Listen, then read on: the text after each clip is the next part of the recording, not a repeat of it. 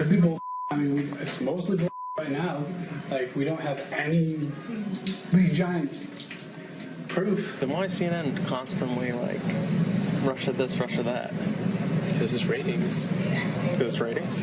Our ratings are incredible right now. The ratings are incredible. Never mind that the core story is untrue, or that it's a distraction from important events actually taking place in the world, or that maybe most important, it's hamstringing our foreign policy to the point where America's vital interests are suffering as a result. Who cares? It's ratings gold, and that's all that matters. According to Bonifield, CNN President Jeff Zucker actually ordered his reporters to get off real news and back to Russia because, hey, it's a cash cow. So, my boss, I shouldn't say this, my boss a couple days yesterday, we were having a discussion about this dental shoot, and he's like, I just want you to know what we're up against here. And he goes, just to give you some context, President Trump pulled out of the climate accords, and for a day and a half we covered the climate accords, and the CEO of CNN said in our internal meeting, he said, good job everybody covering the climate accords, but we're done with it, let's get back to Russia. The CEO? Yeah. Oh my God. So even the climate accords, he was like, okay, a day or so, but we're moving back to Russia.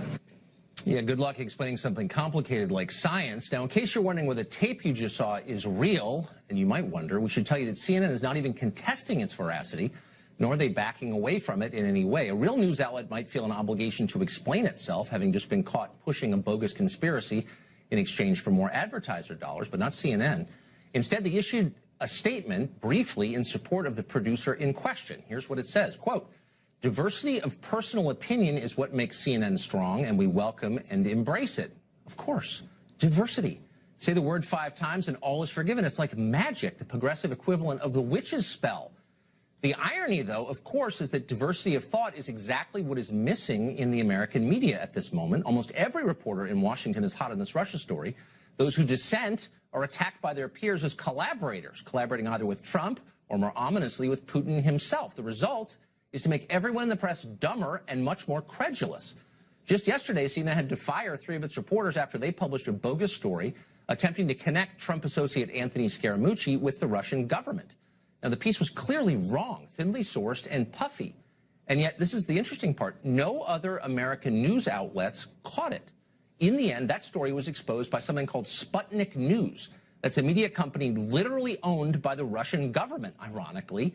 So the question is, where were the watchdogs in our own press? Well, they were, of course, hypnotized by their own preconceptions. The story confirmed their biases, therefore it had to be true, even when it wasn't. And by the way, it's not just CNN. Remember that in December, the Washington Post claimed Russian intelligence had literally hacked our power grid in this country.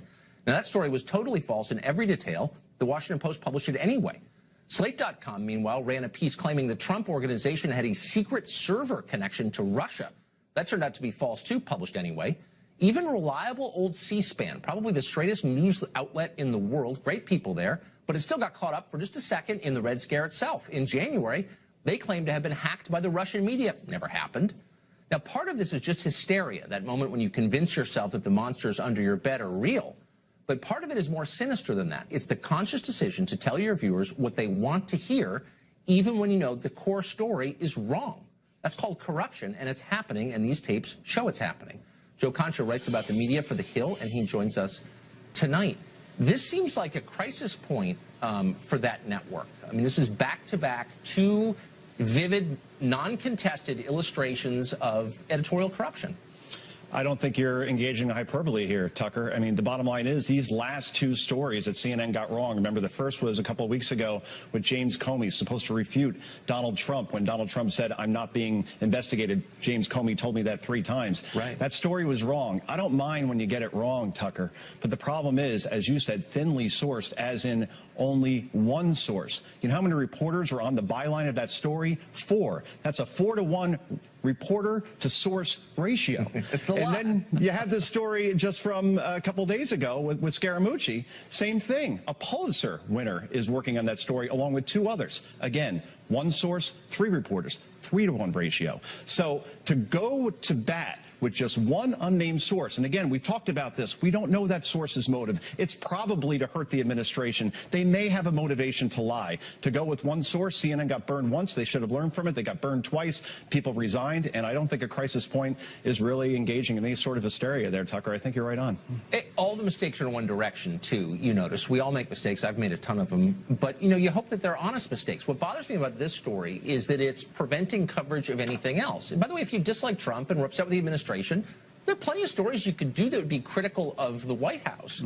But they're sticking with a story that they know, and this tape, I think, shows, at least some of their producers know, is bogus. And they're sticking with it anyway because it makes them the most money. I mean, that's wrong. You say that it's preventing from reporting on other stories, right? MRC, I get they're conservative, but nobody ever refutes their analysis, their studies. And they came up with this today, which is just stunning numbers. 353 minutes on the evening newscast since May 17th have been committed to Russia or Comey investigation. You know how many minutes have been actually dedicated to terrorism, a very important topic that a lot of people voted on? 29 minutes, 353 versus 29. How about the economy, the #1 issue that people vote on? How Donald Trump probably got in office, considering Michigan, Wisconsin, Pennsylvania, and he had an economic message, and Hillary Clinton didn't. 5 whole minutes. How about trade? 5 whole minutes. So you say we're missing other stories? You're damn right we are. It seems like they're narrow casting to a small group of people who have eccentric views on Russia, and they've decided this is our base, and our advertising rates are going up as a result. They're getting big numbers relative to what they normally get after an election. And so this really is a business decision, it seems like to me. Yeah, let's be clear about that. CNN last quarter had its second highest watch quarter ever. Congratulations. Yeah. Here's the problem. All other cable news networks are up as well. And CNN, despite being up year over year the way they are, they're still in a very distant third place in terms of total viewers in prime, and a very distant third place, well, not distant, but they're in third place in terms of this younger demo that advertisers covet most. And look, I want to quote Chris Murphy, by the way, who is a senator from Connecticut. All right? He's a Democratic senator, and he takes the bus home sometimes, Tucker, because he wants to talk to people that don't go to political rallies, just regular people that maybe aren't as involved with politics, but they still care. Here's what he says, and I quote. He says, you know, normally people don't call my office, don't write my office. I go on the bus, I talk to them, and I say, I'll just say they are never talking about issues like Russia. They are not talking, frankly, about what's on cable news at night. They're talking about wages, education, and public safety. So let's take a cue from a Democratic senator saying, let's move on and let's talk about issues that people actually care about and want to be educated on. It's one of those weird ruling class obsessions here in Washington. Joe, thanks a lot for that. I appreciate it. Sir, aren't you concerned, though, about exacerbating fears about undocumented immigrants? You're making it sound as if undocumented immigrants commit more crimes than people who are just native-born Americans. There was a Cato Institute study put out in March of this year that says all immigrants are less likely to be incarcerated than Americans. What is your sense of the numbers on this? Are undocumented people more likely or less likely to commit crimes? I think you're misinterpreting what I'm saying. What I'm saying is two things. Number one, people that enter this country illegally violate the laws of this country. You can't want to be a part of this great nation and not respect its laws. So when you violate the laws in this country, and the taxpayers in this country spend billions of dollars a year on border security, immigration court, detention, and they go through a process. They get a decision from an immigration judge. Most times we'll appeal it to the Board of Immigration Appeals, then to a circuit court. When that due process is over, that final order from a federal judge needs to mean something, or this whole system has no integrity. I don't know what other federal agency in this country is told to ignore a federal judge's order from a bench.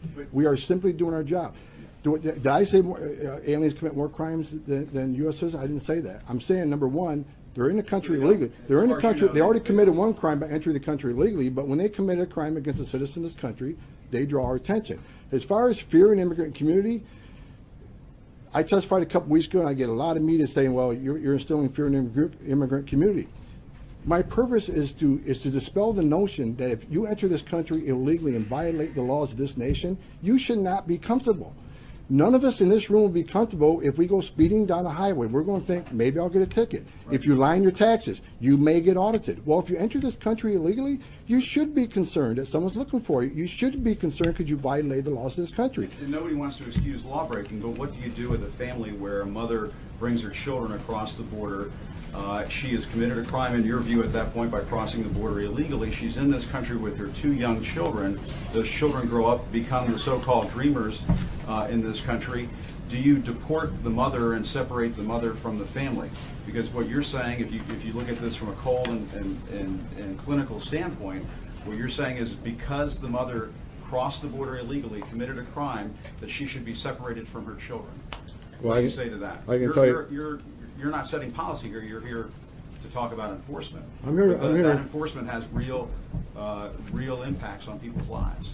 U.S. citizen families get separated every day when a parent or when a parent gets arrested for a criminal charge.